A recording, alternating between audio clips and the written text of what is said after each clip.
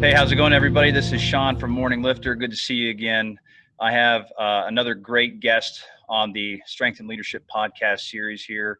I'm here with Matt from Garage Built Athletes. So we are taking this podcast internationally now, as Matt is based out in Spain. He has a partner, Will, who can't be here today, but maybe we can hook up with him at some other point in time. So, Matt, I appreciate the time, man. Thank you. I know it's 1 o'clock here on the East Coast of the U.S. It is a little after, I believe, 7 o'clock for you. Is that correct? Yeah, that's correct, Sean. Yeah, we're 7 in the evening, so training is done for today. And yeah, we'll check in and have a chat with you. Strength and leadership. Sure. So, you and I, or your page, whoever's running it at the time, we've had some dialogue back and forth. And we've had some good discussions. And so it's nice to finally get a chance to sit down and talk with you. So my question for you to start off is, you seem to have a pretty good following, at least in the UK. What has been, what do you think is your primary driving force behind what people are interested in for your page specifically? I think it's because the idea behind Garage Built Athlete is that we're not professional athletes. I mean, we put a lot of time into training and we really love to train, but I think we're just quite relatable, Will and I. Will concentrates more on the CrossFit side of things. I like to train for all sorts of events, which we haven't really shown yet on the page. But I think people can relate to that.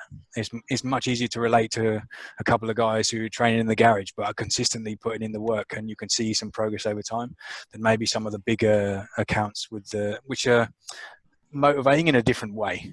So we're just like everybody else, really, but we've tried to give some motivation and inspiration with the things that we do and the progress that we make. And Will does well with the posts that he puts up because he's always pushing and always trying to progress. I'm coming from a little bit of a different place because I'm just coming off the back of an injury. So I think people are just seeing a couple of different things on the account, and we go out and we're interacting with people. We're not a sort of a static account because we're interested in training all round. So we go out and we interact with different people. And I think that was how I found your account, was we go out and look for the different hashtags for garage gym or home gym. And we were talking about a little bit before we started, street parking guys, because we're just interested in the community. And that's the sort of thing that we want to try and build more, is create that community feel via Instagram, which is a little bit strange, because we're not really physically interacting with anybody, but we can still have an interaction. So I think that interaction helps, and the fact that we really mean it. Do you know what I mean? When we're going out and we're commenting on people's posts or liking posts, it's because we really like it. You see a lot of things when we're doing that side of the account where there's lots of accounts that will just put a generic message on a post, and a lot of times it doesn't even have anything to do with the post. So I think people obviously can see through that sort of thing, but when we go to different accounts, it's because we really like to see people training, and we leave a comment because really that's what we feel about that post. Right. And I remember the first time I saw your account, I really loved the filter and the image, because you've got quite a unique style, which I haven't really seen across anyone else's account, and that was genuine. Do you know what I mean? When I said at the time, I really love your filter. Is that a filter? I think I said. And we had that little bit of dialogue. Yeah, it's something that it might be kind of hard to tell in here, but I don't have the best lighting, and being in a basement, it's probably because directly across from me, we have a walkout basement, and so we've got windows there, but at 4 o'clock in the morning, it's still dark. So the lighting isn't always the best. And so that filter actually ended up providing me the best way to get pulled the image out, I guess you could say. And I had tried recording, actual live videos. It just didn't do as much. I figured, I guess you could say I'm a little bit more old school in the sense that a picture says 1,000 words. And so I decided to go that route a little bit more. But you had said something in a recent post. It was a post that you had made in collaboration with another individual, but you talked about why you post, like, why would you even post on Instagram? Why do you do that? And I loved the fact that you were all talking about, it's an accountability piece. It's a way to go back in your training to see what you've done, what worked, what hasn't, a way for you to not only hold yourself accountable, but hold others accountable. What's been the benefit for you to having done that?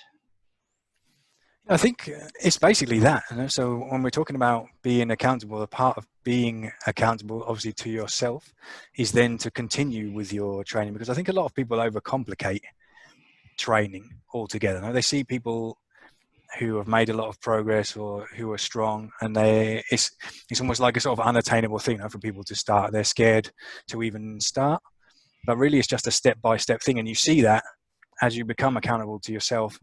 And it's not like we feel accountable to other people, because it's really for us, and that's why we do it. Really is for us. But other people, I think, enjoy the page, and they also get motivated and inspired by that. But what it does is it just encourages you to be consistent. So you then continue to train day to day. And we've been training for a long time, don't get me wrong. It's not like we started to put the videos on social media and then all of a sudden we found the consistency. It's not really the case. And we've been training at home for now probably 7 years for me, and Will probably similar. But it's another motivating factor, because now it feels a little bit like we're setting an example. So then it's like, okay, yeah, well, we need to go down, we need to train, because we can't be saying all these things and saying, oh yeah, you need to be consistent, you need to put the work in, you need to do this, you need to do that, and then not do it yourself. That's not really how it works, is it? You can't do that. So apart from the fact that we do that anyway, and it's a part of what we do, then that's another motivator of that. So you mentioned you've been doing this for 7 years. I'm not quite as long on the home gym circuit. I'm entering, it's about as long as my son has been born. So that's about 4.5. I'm about 4.5 years.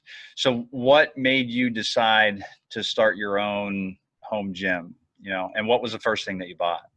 Because my story is a little bit different to Will's, because he has a similar story to you. So he got his setup when he had his little boy, which was 7 years ago now. Mine is basically because I couldn't train how I wanted to train in a commercial gym. So I used to train in what they call here a municipal gym, which is basically just like a council-run gym. Got it. So it's the usual story. You want to deadlift, or not such a big problem with squatting, but mainly deadlifting, or you want to bench and there's not enough weights, or you have to wait and you can't get on the equipment. And I just got tired of it, really, because that's the way I've always trained, with those 3 main lifts, the big compound lifts.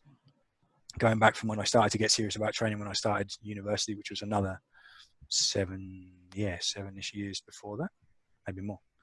And I just couldn't train how I wanted to. And I got fed up, really, of going to a commercial gym in the UK and then commercial gyms here.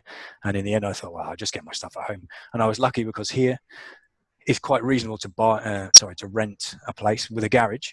And the first place I had, and there's a post on the page, one of the first posts on the page, of like this sort of Wild West looking house with a wagon wheel outside. And I had the gym in this little, it's basically like a woodshed.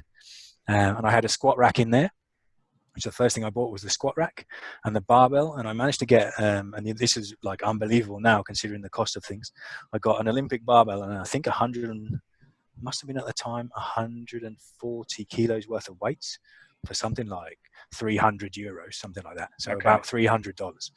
I haven't really followed the prices of things secondhand, because I don't really need to at the moment, but I think now you wouldn't pay anything near that, would you say? Oh, the prices are enormous from COVID. I mean, it's incredible.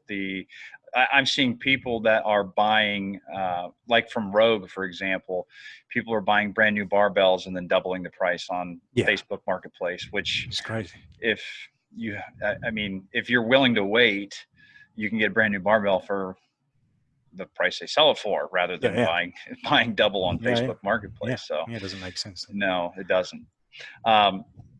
So what has been, I guess, as you started training at home, what's been the ultimate benefit for you?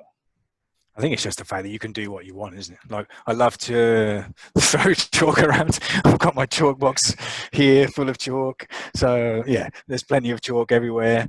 I've got mats and stuff set up on the floor for deadlifting, so I can deadlift what I want. I've got enough weights to do what I want. I can put whatever music on that I want. I've got the squat rack. You've probably seen in the post, like the squat rack in the background is just it's a really basic squat rack. I've got a really basic bench as well. All that stuff is from Decathlon. You know, that's like you were talking about a big box store. It's basically like a big box fitness store that we have in Europe.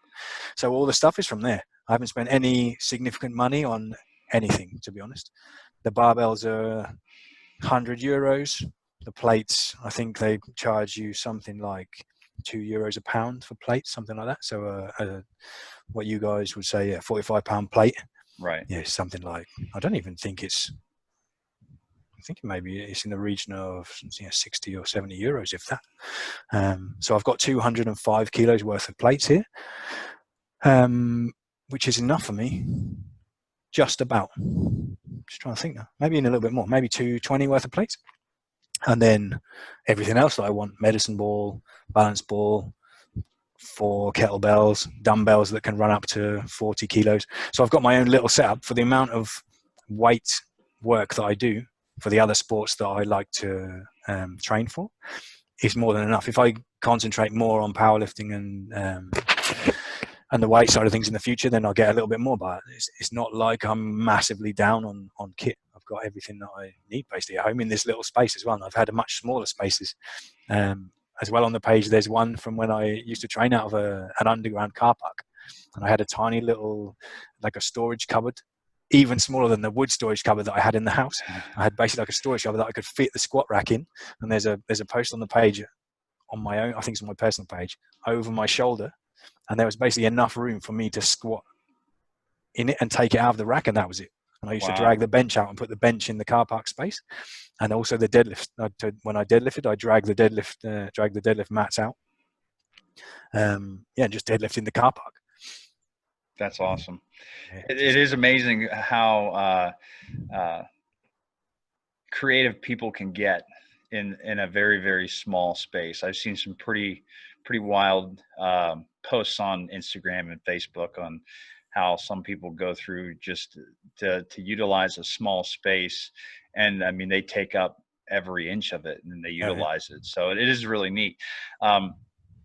So looking at Garage Built Athlete, what, I guess, talk me through the genesis of it. How did you and Will, I guess, get together and decide, hey, let's start this page and start our own little fitness journey?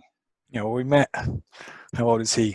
30, he'll be coming up this year, 37. So we met 36 years ago when he popped out with my mum, because he's my brother. Oh, okay. Well, then that would make more sense, because I did not know that. Yeah. Well, I guess we don't really make much of it on the page, to be honest. But yeah, so we're brothers. He's still living in the UK with his family. I'm living in Spain for my day job. And the genesis of it basically is that we've been thinking for a long time to do something in relation to training. And it just sort of evolved over time. We were talking about it, and years back we used to do MMA. We used to fight, so we were training for that as well, and we trained at home for that conditioning side of things. We also sold some clothes, and we had a brand that we used to take to the fights when it was kicking off. That was really in the early days of when MMA was really getting started. So I was talking about this yesterday to someone, just saying, it's strange that we keep coming back to this, but it's quite a nice business model to run, because you can start with relatively little capital. And we had a feeling that people would relate to Garage Built Athlete. So really, we just wanted to sort of kind of get started, and we had an idea of what we wanted to do, and this kind of evolved a little bit organically, really, at the moment. And at the moment, the idea is to, like, the community side of things really is the way that I'd like it to go, to not necessarily coach people with the lifting side of things, but I think we can offer quite a lot with regards to mindset, behavioral things, consistency, getting out of your own way. I think people have issues with that sometimes. Absolutely. So you make things difficult for yourself. Mm-hmm. And I mean, if you want to be consistent with training, you can do it. You just need to set up your structure day to day in such a way that allows you to do that. So yeah, the genesis of it really was that we wanted I suppose platform is the word, where we could put our training in one place and try and associate that with the brand, and then generate this little range of gear that we sell, which people seem to have resonate with people, and they identify with the logo, and it's growing from there really. So we're not really pushing it very hard. We kind of let it grow by itself and see how it goes, if that makes sense. Yeah, I mean, I've noticed that you guys do seem to be doing pretty well, at least with the merchandise end of it. Everybody's got a T-shirt nowadays. After all, I'm wearing my own stuff too. I'm shameless plugs, right? Yeah. Same with you. So, and like you said, it's the great thing about it is it is relatively cheap to start up, and you don't have to have, especially with the way drop shipping works and everything else now, you don't really need to have a lot of inventory on hand like you needed to years ago. So well, the interesting thing for us is that we don't drop ship though. Like, we liaise with the supplier for all the kit. We get it printed, then we get it to Will, so we can do custom kit as well if we want. That's nice. Get it to Will. Will checks everything. There's a note in everything that's handwritten by him as well, and then shipped out to everybody. Basically, gets that same level of service. Yeah. So I think that's one thing as well that kind of separates us from some of the other companies, is we're still small enough to be able to do that. And that's kind of what we wanted. Was it's not really about the commercial side for us. Like, we're not trying to make money on the shirts. We wanted to try and grow this sort of community feeling, which so far seems to be working well. And we've got a nice group now of people that leave comments and share and save, comment on the stories.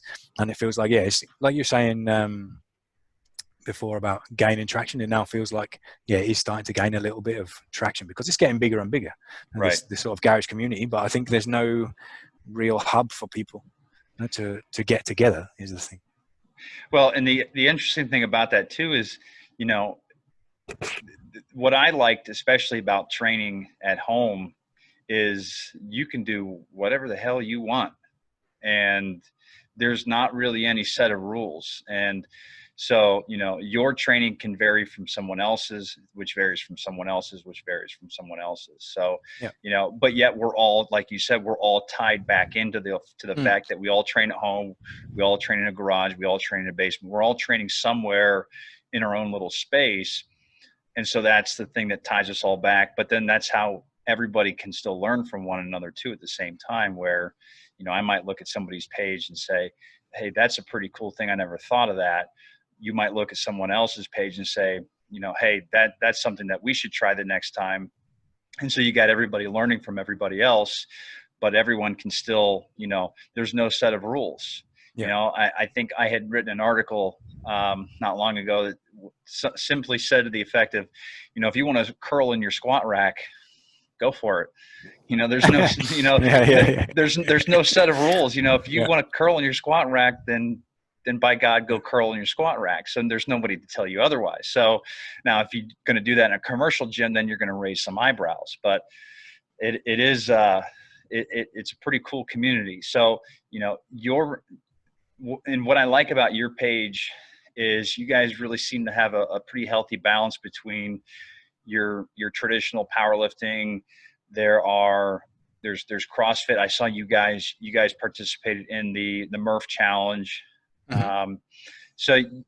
And what's really neat is that you've adopted a lot of American fitness challenges, or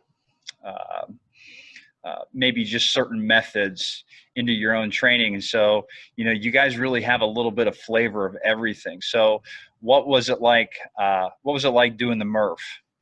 Oof. Yeah, that was rough, to be honest. We put the videos up. For me, that was rough because I just come off a broken leg in February.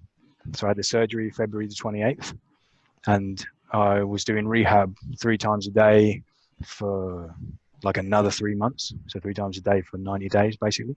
And I think the Murph was in May. It was the end of May. Yeah. Yeah, For us, end of May. it's Memorial Day Memorial weekend. Day, yeah, Yeah. absolutely. So, yeah, for me that was pretty rough, to be honest. It surprised me, Because you and Will because did it together, right? yeah, well, he did his in the morning, and then I think I did mine in the evening because uh, it was really hot here as well, and I was trying to avoid the temperature a little bit. But we did it on the same day, and we were seeing who would go fastest. And because he trains a lot, and I think it's clear from his post stuff, he trains a lot. He's training almost every day, multiple times a day now, and still managing the family and everything. So he's doing a really great job of that. It's basically, that's his interest, that's his passion, is to train and get better. So he pushes me because I'm naturally more competitive than him. He'd kind of just be like, oh, well, yeah, I did my best and that's all I can do. But for me, like, I want to win. I want to be the fastest at Murph. Like, out of us two, if we were in a race, like, I want to be the fastest one. Yeah. So he went, and then I went, but I was coming off this broken leg. So I'd only started walking a couple of weeks before or something like that. So I was fit strength-wise because I'd been training like exclusively upper body stuff for 3 months. I put a program together from some Bill Starr stuff that I'd read, and then just kicked off this Murph, and I had no idea what to expect because I'd never done one before. I don't train CrossFit. That's not really what I do. I use some of those elements, like you say, for conditioning, but I don't do it. But when I started the run, I was like, oh man. And we did a mini Murph. We did a mini Murph before, and I was like, oof. And the mini Murph was rough because I went up and around the block, and the block goes up the hill, and then you go along, and then you come back down the hill. Okay, so I've seen your posts that have shown that, and so that's in your neighborhood there, right? That's a steep hill, man. Yeah, it's steep. Yeah, so the mini Murph was pretty rough, and then I tweaked that for the big Murph, and I thought, well, I'll just go back and forwards. So I went to go back and forwards, and it was just as bad because it's twice as long. And I was like another couple of weeks out or something like that from the broken leg. So I was basically like limping up and down on this mini Murph, on this problem Murph, with no cardio base, no run. I don't even like to run, and that's where you make a lot of time, I think. But luckily, when I come in the door and then started doing the push-ups, because it's push-ups, squats, and pull-ups, and started to do the actual strength exercises and felt really good. Like, I was doing straight sets because we did it in sets. So it was 5 pull-ups, 10 push-ups, and 30 bodyweight squats, or 15 bodyweight squats with the vest. And I got into that and it really felt good. And I was able to do the push-ups in straight reps with no breaks all the way through. The same with the squats, but the pull-ups hurt me a little bit because I've got some tendonitis in my elbows. Right. And managed to get through, I think, nine sets straight of that before starting to drop them down a little bit. But yeah, it's tough. And then you're basically just trying to grind out the rest of it. I didn't have any of the grips. The guys use those CrossFit style grips. Right. So I just grabbed some electrical tape out of the toolbox, taped my thumbs up, but it was too late because I'd already ripped all the skin off my thumb. So I was doing that, and then I managed to finish that. I got through all that, went out for the next round of the run thinking, oh yeah, this will be okay, because I was watching the time as well. So I thought, well, I need to be going under an hour is what I thought. And I had sort of laid it out that I would try to get halfway through at 30 minutes. I got halfway through at like 20 minutes. I was like, oh wow, this is going to be good. But I went out of the door on the last run, and it's just like, well, my legs weren't my own legs. I didn't know what was going on. And I was like trying to run up and down there, and I was doing it in shuttles, and the shuttles were just like infinite shuttles, just shuttle after shuttle after shuttle after shuttle. So yeah, rough, but good experience. And what I shouldn't have done really was jump straight into doing the weighted Murph, because I knew that was going to cause me problems. Yeah, I should have known better really than that, because it did hurt me. And to be honest, what is frustrating about that sort of thing is you've got a training structure. I get a little bit hot-headed about it, and I want to do it because, like, hey, let's compete and let's see who does the best Murph. And it wiped my training out for a week. Basically, it ruined me for a week. Yeah. So because my elbow was hurting and I was just destroyed. And I think a lot of people are the same because it's a lot of volume. That's a big. People don't realize. Yeah. people don't realize how intense that is. I mean, there's Navy SEALs are Navy SEALs for a reason, and but it is neat though, how fitness and what he was known for. I don't know much about him, but I know I think he was a CrossFitter, and that's kind of this is it was a great way for him to memorialize. I know there's a lot of my neighbors that participated in it, and every year it's getting bigger and bigger and bigger. Yeah. And so it goes back to what we were talking about. People come together through the it's all about fitness, and so people come together all towards, just like in sports, it's all, everybody's working towards a common goal, and so it's always neat to see. Yeah, and it's nice in a way compared to sport, because you're involved, aren't you? You're there. Like in sports, I've never really been that into team sports, because you're sort of a passive spectator of it, and you associate to the success of the team.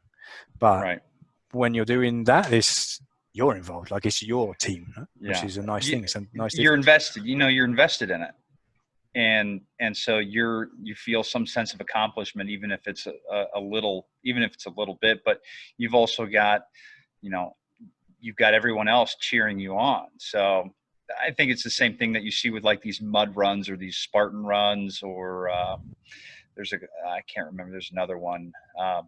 But it's where, they draw thousands of people, and you just run around these obstacle courses, and they just bang the hell out of you. Yeah. And everybody feels amazing at the end. So it's one of those community rallying points. So well, the nice thing about those obstacle races is I did a couple of those when they were first kicking off in the UK, and the big one is called now I'm trying to remember what it's called, because now you've got Tough Mudder. Tough Mudder was the one that I was thinking of. And the one in the UK, well, I can't remember the name of it now, but it was basically before Tough Mudder, and it was insane. And we did it. You could do it in the winter and the summer. And the winter one, they had to break the ice on the water before you started the race. Oh. And we did that. But what happens when it's such an extreme race like that is everybody helps everybody else. Mm-hmm. And that's when you build this community feeling. No? So you see a lot of people do it in teams, don't they, as well, which is a nice thing, because you go through it all together, don't you? And then you get that feeling on a higher level. When you've all been through it together and you all know what everybody is feeling, then it moves that on. The game moves on again, doesn't it? I think it's the same with the CrossFit boxes and the CrossFit communities. You get that feeling, don't you, of working together, and everyone knows that everyone's putting their best in, and that brings people together. Yeah. I don't foresee myself ever doing CrossFit, but I know a lot of people enjoy it, and you can get in really, really good shape. But for myself, I just don't think that's me. I feel like my body's a little bit too banged up, having played college football and everything else. So for me, it's just something I could never get behind. But I've always enjoyed powerlifting or some type of powerlifting. What would you say is your favorite style? Because you kind of seem, it seems like Will might be in a little bit more, he seems like a mix a little bit. Would you say you're a little bit more of a powerlifting guy, or would you consider a combination? Like my background really is in straight strength training from when I started, because when we started, CrossFit didn't exist, basically, full stop. I started lifting a little bit in high school, and then it was all the bodybuilding splits and Muscle Flex magazine and all this stuff. And you pull the routines out of that. So that's where it started. But then as I left it a little bit as I went through high school, and didn't really start training it properly until I went to university, which was in 2004. And at that point, I was then reading a lot. And the things that I came across when I was reading were the guys like Jim Wendler and Dan John and Dave Tate, Joe DeFranco. So it was a little bit of a mix, but they're all focused really on strength and performance, yes. But basically, CrossFit didn't exist in that extent. And also Ross Ename as well, for the martial arts side of things. So my training style is predominantly strength focused, with like a hard conditioning back up on that. Okay. Which is effectively what CrossFit is in a way, but I much prefer the structure of a traditional strength training program. For me, I really over time, I'm seeing more and more of the guys who train in CrossFit, and like you say, you can get in amazing shape. But to me, it still doesn't resonate that well, in that I don't understand really how the programming works. Mm-hmm. So because I studied engineering, so the things have to be logical for me. And with the strength training, there's a lot of logic there. Sure. And I put the conditioning on the back of it, and I can make sense of that. Yeah. But the way some of the guys train for CrossFit, I'm just like, wow, this just doesn't make sense. It works because the results are clear. Yeah. But with regards to making sense, I can't get on board with it. That's understandable. I can kind of see that. And Bryce, who is my other podcast host, we've had some discussions about that.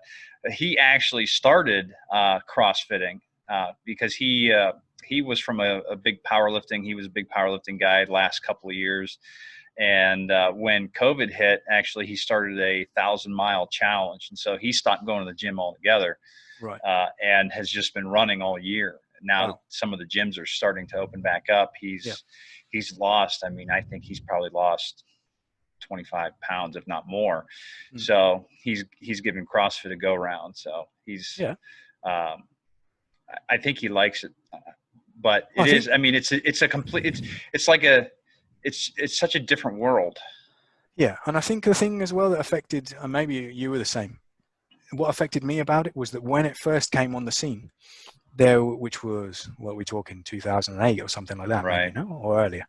When it first popped up, there was lots of negative press about CrossFit. Oh, you're going to get injured. Oh, it doesn't make sense. All these things, and it's taken a long time of them working and seeing these results with these athletes, and they're doing amazing things, and to get people on board with it. And now it's exploded, but you can see that it works. So for me, it's like, well, okay, this works. But imagine what it would do if you actually structured that training. So you can use the elements that they use, but actually structure it. That's the thing. So for me, that bit is still missing, like the structured part of it, which is what you read from the guys like Jim Wendler and Dave Tate. Everything has a structure, doesn't it, and a progression. But with CrossFit, it's much more difficult to manage that progression unless you're in a gym where you've got some coaches that really have a strong understanding of programming. Right. So I think it's coming through now. So it depends where you get. And what I really like about it is that they do give you the opportunity to do things like gymnastics, climb a rope, you go for a run. So all these things are great things for the majority of people just to be able to do in general. Yeah. Like you don't need to just be focusing solely on strength. These things are useful in everyday life. And when you mentioned, obviously, the Marines, what's amazing to me about CrossFit is we're basically now creating this army of Marine level fitness like population. Is crazy, which would never have happened 20 years ago. It's insane. No. Well, and that's what's one of the great things, I think, especially, with seeing social media. It's really one of my favorite things is seeing the explosion in, hey, you're not just a meathead or you're not just an athlete. Anybody can get fit. Anybody can go and run. Yeah. Anybody can do this stuff. And as a society, it's benefiting everybody, including yourself, and I'm seeing, I'm a father, Will's a father, you're seeing a lot more parents too, who are starting to put health, they're using that in family lifestyles now, it's so important to set an example as well. Exactly. So, I mean, my son is now to the point where, we're going to go somewhere and he'll playfully say, oh, hold on, I got to get my exercises done. And he'll, do these little, 4-year-old push-ups and he'll start counting them out, and so to me, that shows that it's what we're doing is working, getting kids excited about that kind of stuff at an early age is so important. Yeah, absolutely. Well, and it's not just from a fitness point of view, because what it gives to me and what we were talking about earlier with regards to accountability, but also discipline, because that over time and day to day, people talk about motivation, but it's not motivation that takes you through those hard days, is it? Right. What takes you through the hard days is the discipline. Right. So when you're instilling that in kids when they're so young, like that basis for doing work is an incredible asset for the rest of their life. So let's talk a little bit about discipline, and that's a good segue to kind of go into our leadership side of things. So, you said you've been doing this for about 7 years. When is your time of day to go train? Are you a morning person, afternoon? how do you stay on track to make sure, I was talking to my neighbor yesterday and they said, I got up this morning thinking I was going to do it. And then I told myself, I'll push it back to the afternoon. Afternoon came along and then they were like, nah, I don't think I'm going to be able to do it. Yeah. So to be honest, that's a big problem that I have, because I don't have the days that I'm running at the moment vary on the start times. So my preference is to train in the morning, because if I train in the morning, then it basically sets me up for the rest of the day. If I train in the morning, it has to be early. So we're talking about like a 6 a.m. start or a little bit earlier, right? Depending on the day. But that really sets me up. If I have to put it off, then I basically have to make sure I get it done, because if not, it backs up into the rest of my week, and that's the problem. So the program that I'm running at the moment is Monday, Tuesday, Wednesday off, Thursday, Friday, and then I've got Saturday, Sunday as well to ride the push bike or ride the motocross bike, and Wednesday I'll do some conditioning. So there's some scope for it to move around. This week I've had to move it around, and now it backs me straight up again to Monday, and I've got to roll straight into Monday from deadlifting today and overhead press today, because yesterday I was all day on the website for GBA trying to set the website up to launch. Okay. So yeah, the ideal is in the morning, because it sets me up for the rest of the day. If I can't get it done in the morning, I've got to do it in the evening. Otherwise, things then fall on top of each other. And the big benefit for me is that I just feel better. Like full stop, I have to train because my mood is improved massively. Like the difference if I train or don't train is gigantic. And if I let it roll over, then that just adds up and adds up and adds up. And I have to train. Like it's just something I need to do. So, which I'm lucky really that I need to do it, because then that's an added motivation. Right. I totally agree.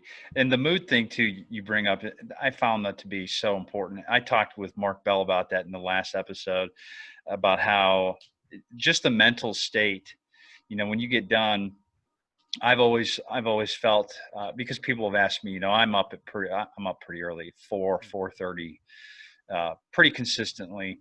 And people would ask, well, why do you do that? And I always work out before work, because if I were to try to do it afterwards, there's just no way that that's going to happen. Not after coming home, then you got to, deal with the kids and everything else. So I take the Jocko Willink approach. So, the idea of discipline equals freedom. And so that to me was so important, because when you have that discipline, it really does not only free your mind up, but it frees up the rest of your day. Yeah. So that way you can make plans in the evening out of nowhere and feel okay about it. You don't have to feel guilty and say, well, now I'm going to miss a workout, or I can't go do that because I've got to go train, or vice versa, whatever. But for me, it's always been a sense of accomplishment. That was like, you're done, let's say you get up at 4 and you're done at 6. You've done more work than most of the people, around have gotten accomplished. And and just having that sense of accomplishment is a great way to kickstart the day into something that can be really, really progressive. So, if I've gotten this done, now I can go and get something else done. Now I can do something else. Now I can do this. Now I can do that. So for me, that's what has always been a huge marker, but also because I knew I didn't have time anywhere else in the day. And so, and I heard Arnold Schwarzenegger talk about this, we all have 24 hours in a day. The difference is what some people do with their 24 hours is different than someone else. Jeff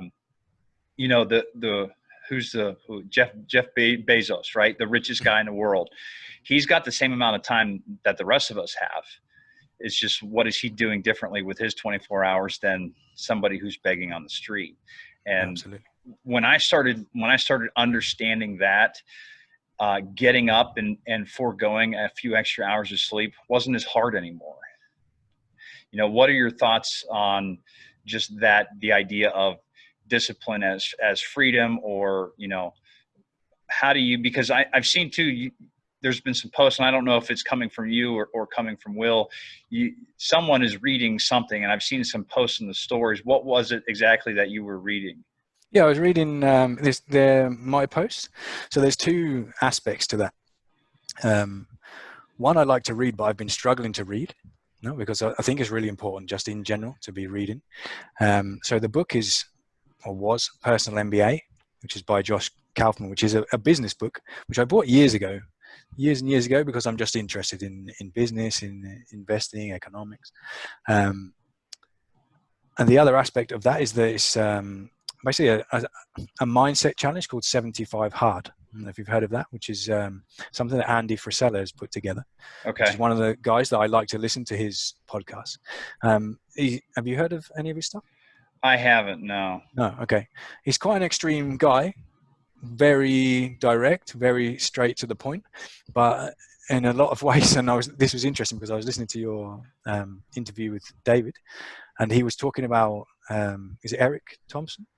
Yes, Eric Thomas. Yes. Eric Thomas. Yes. He was talking about Eric Thomas and saying that he was speaking to him, I think, in the podcast. I felt like he was speaking to him. I have the same thing with Andy Frisella. Like, it's like he's basically vocalizing a lot of things that I think with regards to work ethic, going the extra mile, making sure things are done correctly. And he has this approach. So as part of this 75 Hard challenge is to read 10 pages every day of a book. No?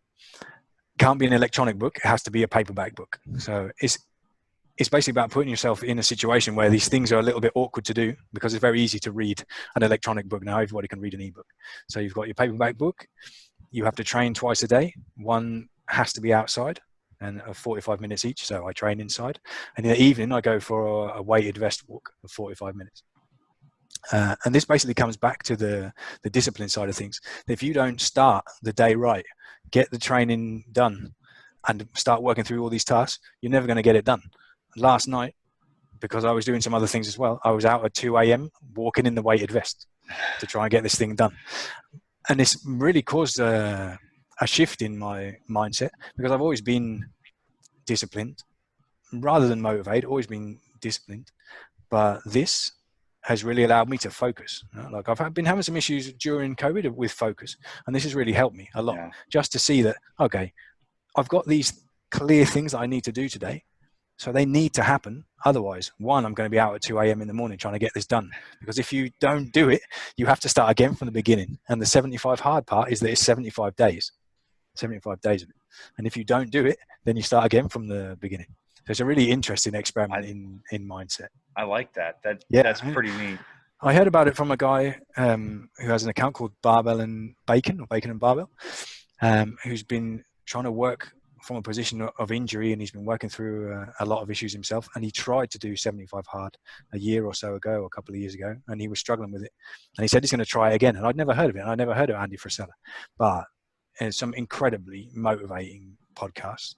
And this 75 hard is really an interesting thing to do. And it's starting to gain a little bit of traction now as well. But yeah, quite extreme language, but really motivating, really interesting stuff to listen to.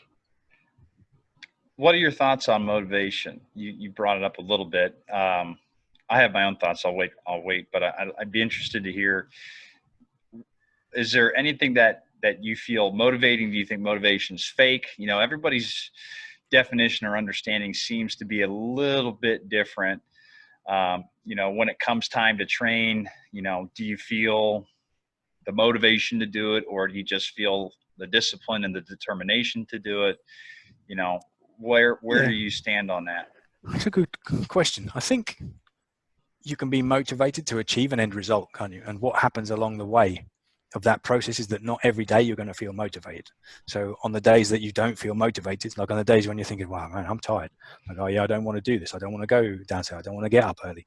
Then what takes you towards the goal, your step-by-step process towards the goal, is discipline.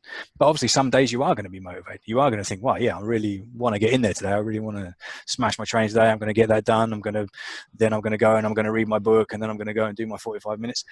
And those days you are going to have motivation, but it's like a limited resource, and it's not always going to be there, because some days you're going to be up and some days you're going to be down. But that discipline, and like we're talking about how it affects mood, if you can get in and do your training, if you react in the way that we react to the training, is almost a way to recharge your motivation in a way, isn't it? Because then afterwards you are ready to go. You're like, oh yeah, let's kill it today. Let's get on it. Yeah. And if you don't have that discipline factor, then probably it's going to take you a little while to catch that motivation wave again, isn't it? And get going again. Sure. If you do, that's the thing. Yeah. So it's an I interesting like question. I that. think they mix.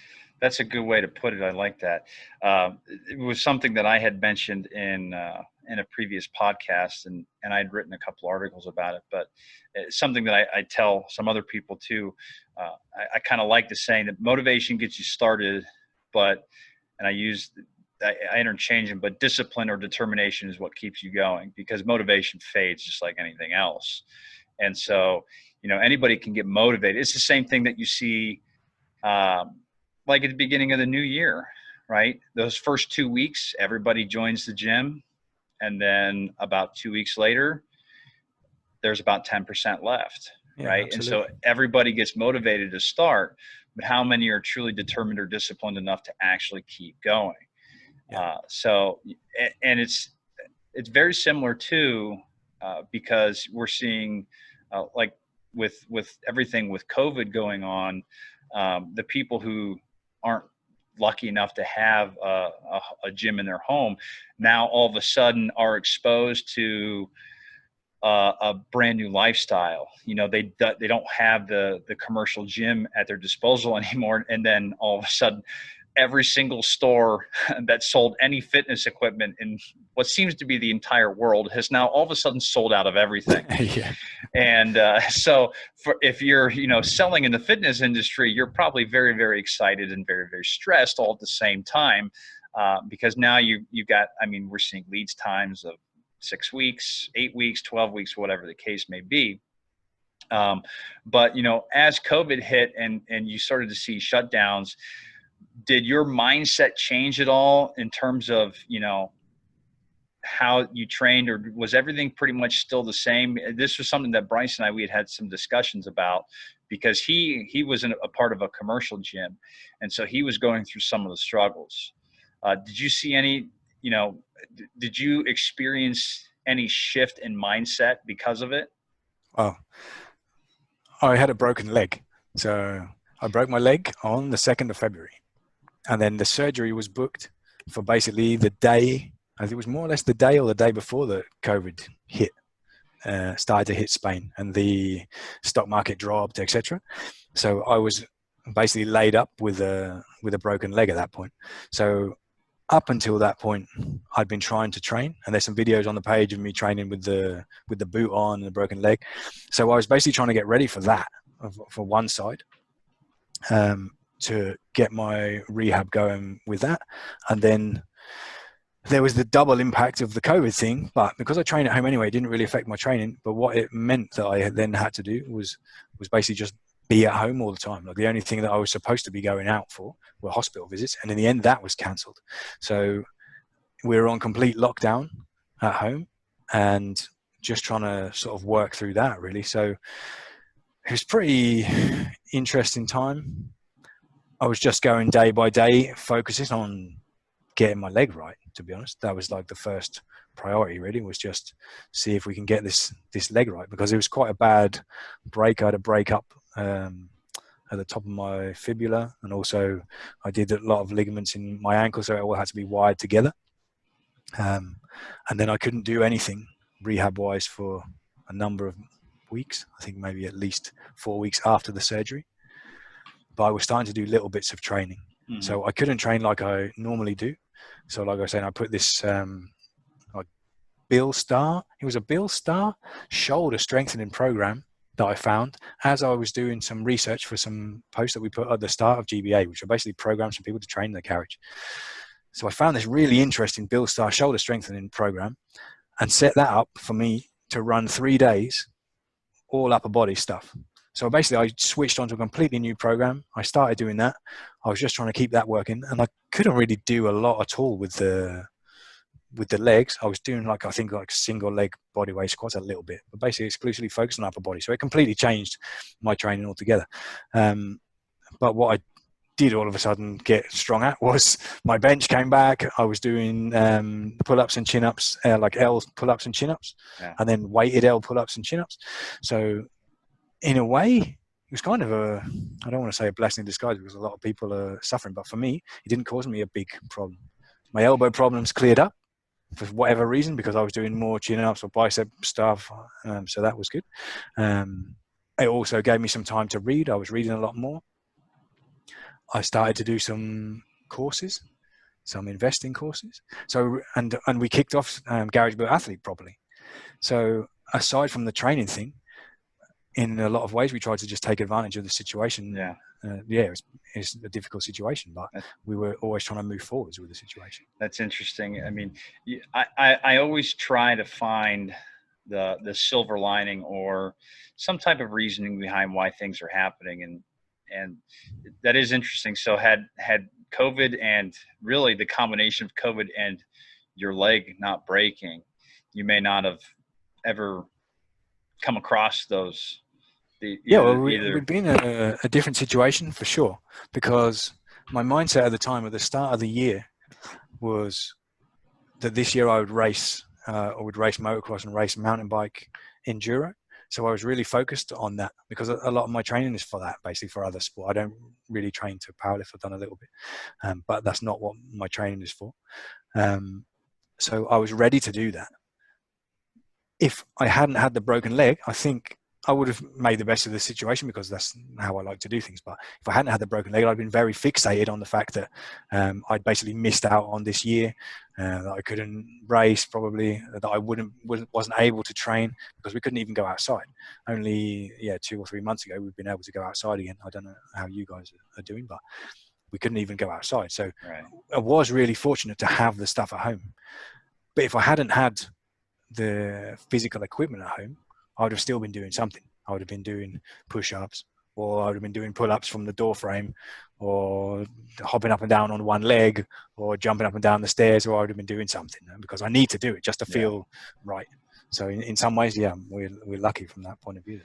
To train makes you feel good. But if it hadn't been in combination with the broken leg, it would have been a different situation for sure. What do you think are going to happen to some of the commercial fitness places, some of the gyms, with everybody finding out, and this is one of the things, at least in the US, I think it's starting to happen. A lot of people, they went and they bought up a bunch of home gym equipment. Some people have said they're going to still train at home and they're still going to go to the gym. I don't know how feasible that's going to be in the long term, but when people realize how effective training at home can be, like for myself, I was doing the math at one point in time, getting up, driving 15 minutes to the gym, changing, working out, changing and showering, driving 15 minutes home. The amount of time you're spending not lifting starts to add up, and you don't get that time back. And so for me, the greatest thing was waking up, going downstairs, and get going.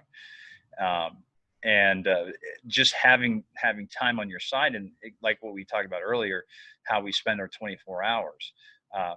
What do you think? Do you foresee more people ending up getting a garage gym? Have you experienced some of the users or some of the people who are following your site? Are they new garage gym owners? And are you walking them through on some things on what to buy or where to go and what to look for?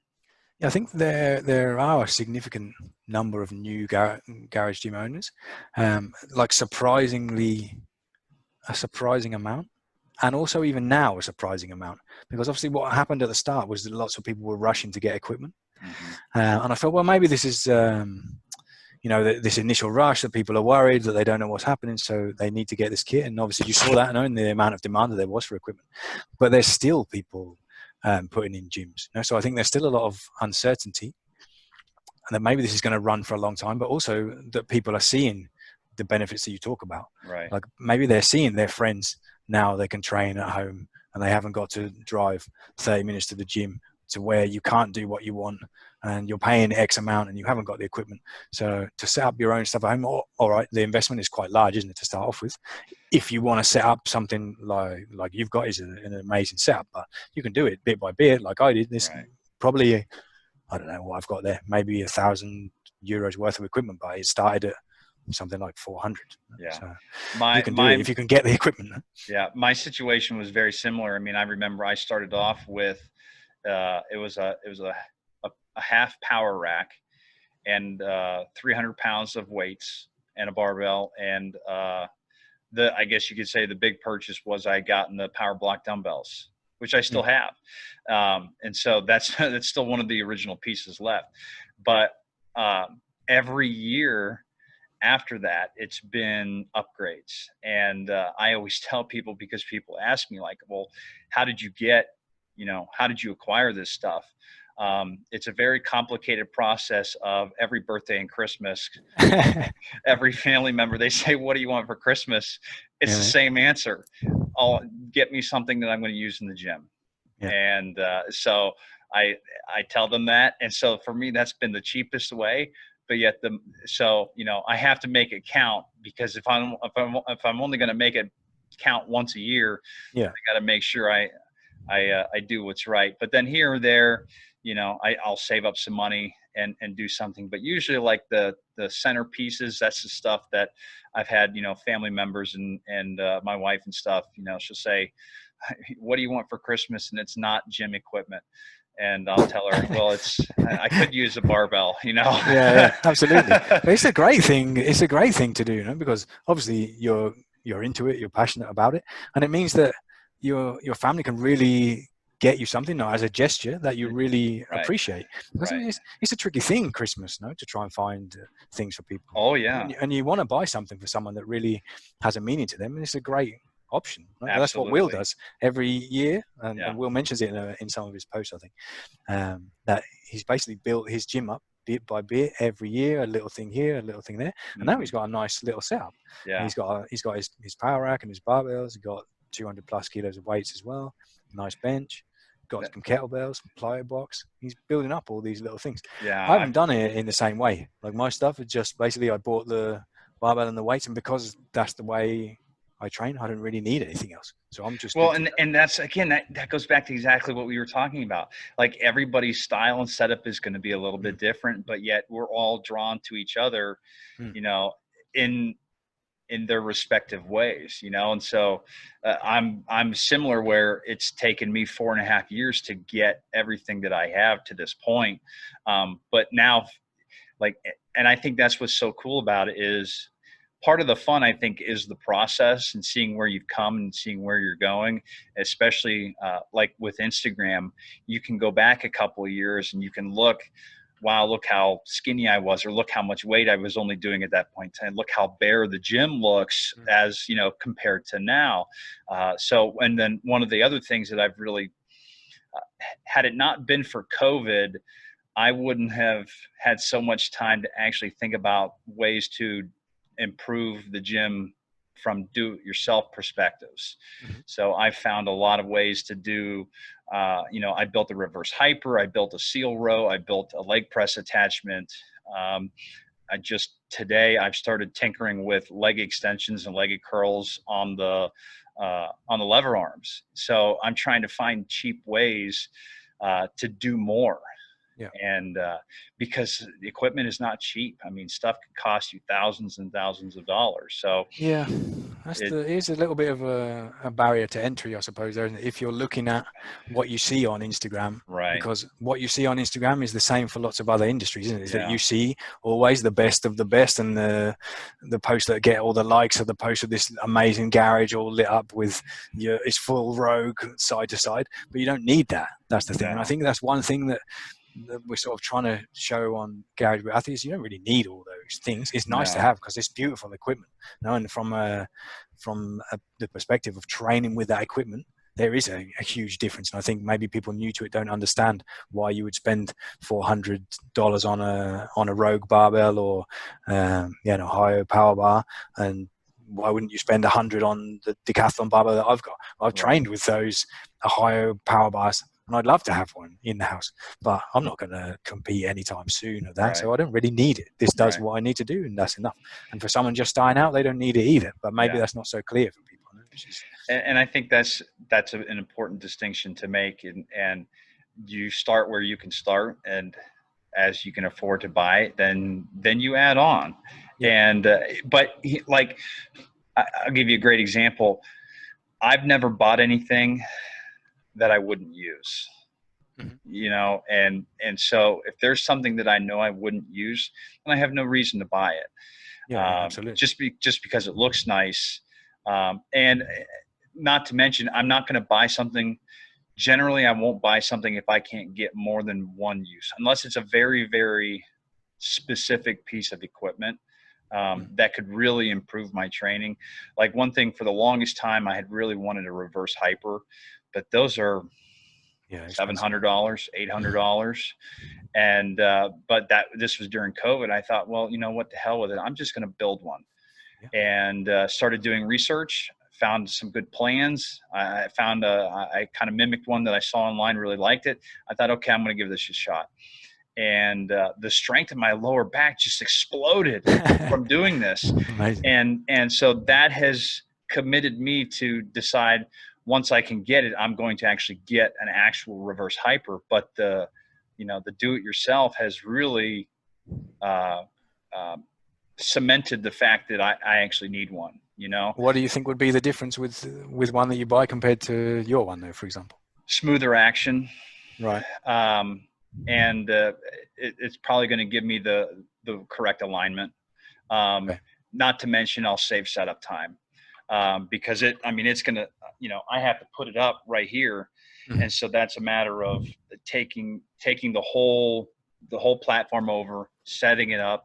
Right. It's probably all told between setup and teardown, it could save me 20 minutes, Okay, which so it's an important difference. No? When you're talking correct. about taking the commute out and the benefits of training at home, is an Absolutely. important difference. Okay. Absolutely. Oh, So but the yeah, setup and teardown process for me, that's another thing I look at when I look into buying gym equipment. If it's going to save me time, then to me, that's a really, really important factor. The more time that I have, the better. So the setup right now, it's not ideal, but it works.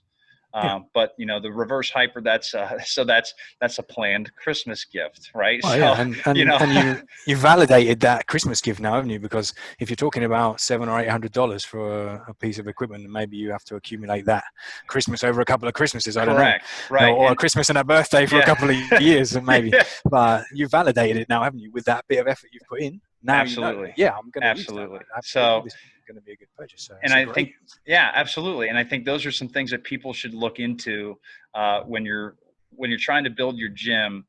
You got to look at, time factor. You got to look at, is it something I'm going to use? I've been lucky enough where I've been able to use everything, and there hasn't really been anything I don't think that I've regretted buying, Yeah, or regretted building, because I'll sit and I'll really think about what it is I want, and I'll envision it, and I'll process it, and then I go from there, and then I'll take the bite on it. The one that I sat on for the longest time was probably the Mars bar, mm, which it's not cheap, but that thing's a stinking gold mine. I mm. had that talk with Zach Mars about it, but that's been such an improvement in my own training. But again, those are things that take time. They take a lot of time to do. Yeah, So and for something like that, you need to be at a point in your training where it's going to give you a benefit. No? Because absolutely, if you'd have started with a Mars bar, yeah, okay, but you can start with a straight barbell, yeah, work your way up from there. When you get to a point where, well, I don't know if it's your shoulder, you've got shoulder issues or a I hip do. issue or Yeah, something like that. Yeah, so okay, maybe you would have avoided those shoulder and hip issues if you'd had the Mars bar from the start, but you can still get going, can't you, with a standard barbell? And some yeah, of the things that people are building are amazing. You've seen some of the things that people have been it building out of is. wood. These Yeah, power racks out of wood, a bench out of wood. They're yeah, doing the CrossFit rigs out of wood, in cement buckets with the squat yeah. stands in. It's You crazy, can do man. you can do a lot with a little. Amazing, Just some absolutely ingenuity. amazing. It Is that is. really that surprised me?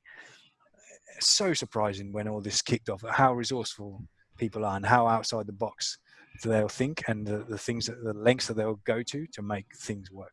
It's Yeah, really amazing, really incredible. yeah. So, okay. Well, we've got a little bit of time left here. I got a couple questions left for you. What would be a what's been a book or a podcast that you would recommend somebody to read? You were talking Yes. about the 75 Hard. Is there any other podcasts or any other books that have really hit you hard that you would recommend to any of the listeners? Yeah, I read, like I say, I read quite a lot. The 75 Hard sort of concept comes from the Andy Frisella podcast. So I'm listening to those at the moment. And actually, one of the things in your post sort of triggered me to listen to podcasts while I'm training, because it's a great way to use that time as well to learn. Right. And I don't really need music for motivation. I don't need that.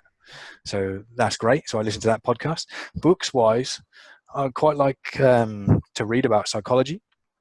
So I've just reread a book called The Chimp Paradox, which is by, I think it's Steve Richards, the guy. Sorry, Steve Peters. Which is basically a mind model that he describes about 3 different pieces in your brain, and really opened my eyes about behavior of people, which I won't get into it now, but it's called chimp paradox, because basically you have a part of your brain that is effectively the chimp, like the limbic center of your brain is this sort of out of control chimp. And he talks about how you also have a human part of your brain, which is the frontal part of your brain, and then a computer. And the human has to try and control the chimp, but the chimp is much stronger. And this book basically goes into this model and explains a lot of things that you see day to day in life, and you see people making some decisions which you think, wow, I don't know if I do that, or some behavior as well, and really just opened my eyes to the way people think and the way you see different reactions in people. So that was really almost like changed my life, that book, at the time, because it was, say, 10 years ago when I was at university when I read it, and I've just reread it, and it's an awesome book. A really great book. That's amazing. I recommend that. Yeah. Awesome. I'd like to end all of my podcasts with 2 questions. I don't know if you're expecting it, but because this is the Strength and Leadership podcast, I'm always interested to hear what's the first thought or the first word or phrase that pops into your mind when you hear the word strength? Yeah, I think I say resilience, because the thing it gives you is kind of multifaceted. No? It's almost like a sort of a coat of armor for physical tests, but also because of the sort of day-to-day, when we're talking about discipline and motivation, it gives you like a resilient mindset as well. When you're training to be strong and you're putting in that work and you're following that process, and every day you're in there and working towards a goal, it really sort of builds these 2 aspects of resilience: 1 physically and 2 mentally. That's awesome. That's a good way to put it. I haven't heard that rationale yet, so that was really insightful. How about leadership? When you hear leadership, what do you think of? There's a few things in leadership, but I think the most useful thing about leadership is strength. So you come back to strength, because you want a strong leader, but direction and clarity is what's important from a leader and leadership point of view. Is they need to be a strong person. They need to have this strong persona so people will follow, or you bring your people up, but also that there needs to be a clear direction, doesn't it? For someone to be a strong leader, then you need to basically be able to put your points across in a structured way, with a clear direction, with rationale, and set a good example, and have that sort of clear direction about what you're trying to achieve. Very good. Very good. Excellent wisdom, my man. So here's your chance for your shameless plug. So anybody that wants to follow you, website, gear, lay it on them. Where do they go? Yeah, you need to go to Garage Built Athlete on Instagram. We've also got www.garagebuiltathlete.com. It's just the straight website, which is effectively a shop window stroke shop. So we're just about to launch the shop page there, where you can go and buy kit. But what we like to do is really just be in touch with people when they're buying any gear. If they want to buy the gear, great. Like I said before, we're looking at building a community, not really looking at the merchandising gear as a money-making exercise. We're trying to build a community and bring people together.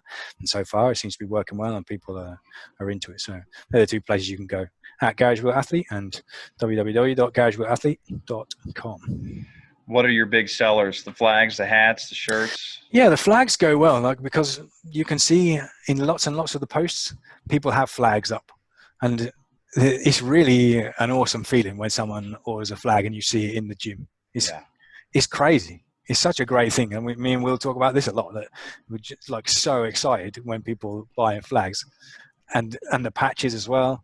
Patches people really like, flags people really like, shirts go.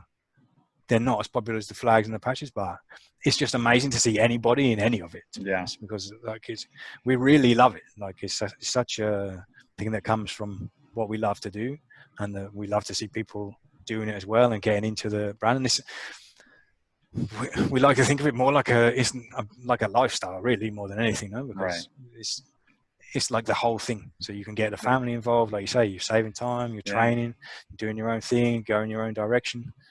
You want to read, you want to do this, you want to do that. You're just freeing up all this time to do all these other things in your life as well. It doesn't have to all be about the gym. So yeah, absolutely. It's a nice thing. It really is a lifestyle. It's a good way to put it. Yeah, it is. And it opens up so much more. So, well, Matt, I really appreciate the time, man. Thank you very much.